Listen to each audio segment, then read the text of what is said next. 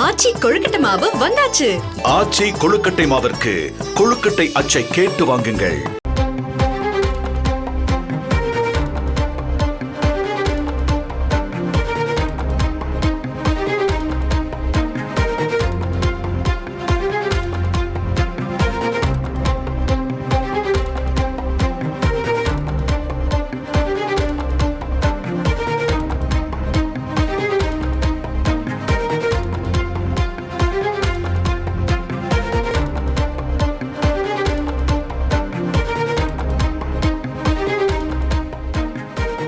முன்னாள் முதல்வர் கருணாநிதி குறித்து சீமான் அவதூறாக பேசியதாக அளிக்கப்பட்ட புகாரில் நாம் தமிழர் கட்சியின் ஒருங்கிணைப்பாளர் சீமானை விசாரிக்க அதிகாரி நியமிக்கப்பட்டிருக்கிறார். பட்டாபிராம் உதவி காவல் ஆணையர் சுரேஷ்குமார் சீமானை விசாரிக்க நியமிக்கப்பட்டிருக்கிறார். இது பற்றின கூடுதல் விவரங்களை செய்தியாளர் சசிதரன் வழங்கிட கேட்கலாம். சசிதரன் வணக்கம். இது தொடர்பான கூடுதல் விவரங்கள் என்ன?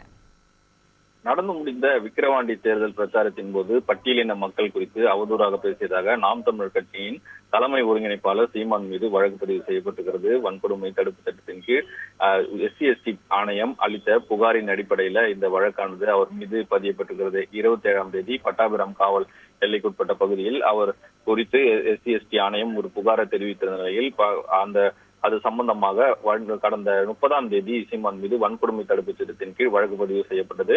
இந்த அடிப்படையில் அவரை விசாரிக்க இன்று அதிகாரி நியமிக்கப்பட்டிருக்கிறார்.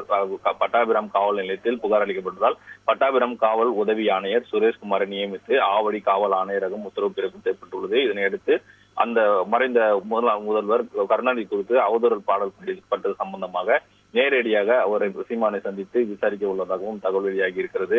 சீமானின் இல்லத்திற்கு அடுத்த கட்டமாக காவலர்களுடன் காவல் உதவி ஆணையர் சுரேஷ்குமார் அவர்கள் நேரில் சென்று இது தொடர்பான விசாரணையை தொடங்குவார் எனவும் வழக்கு பதிவு செய்யப்படக்கூடிய நிலையில் FIR முதல் அவரிடம் சமர்ப்பித்து இது தொடர்பான விசாரணை தொடங்க இருப்பதாகவும் தகவல் வெளியாகியுள்ளது.